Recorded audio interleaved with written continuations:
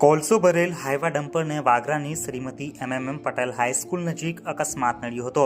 જોકે ઘટનામાં કોઈ જાનહાનિ તો નોંધાવા પામી ન હતી, પરંતુ ટ્રકને વ્યાપક પ્રમાણમાં નુકસાન પહોંચ્યું હતું। ઘટનાની જાણ થતાં જ વાગરા પોલીસ પણ ઘટના સ્થળ પર પહોંચી અકસ્માતગ્રસ્ત વાહનને સાઈડમાં ખસેડવા સાથે જરૂરી કાર્યવાહી આરંભી હતી।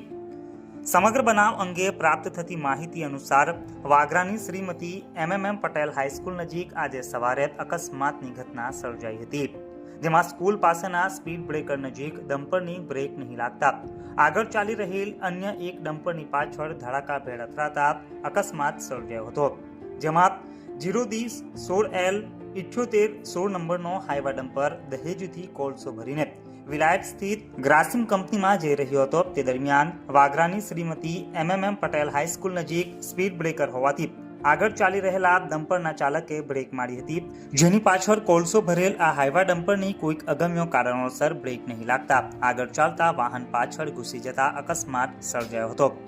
અકસ્માતમાં ડમ્પરના આગળના કેબિનના ભાગને વ્યાપક નુકસાન સર્જાયું હતું। જોકે સદનસીબે ઘટનામાં કોઈ જાનહાનિ નોંધાવા પામી ન હતી। ઘટનાની જાણ થતાં જ વાગરા પોલીસ પણ બનાવવાળી જગ્યાએ દોડી જઈ જરૂરી કાર્યવાહી હાથ ધરી હતી।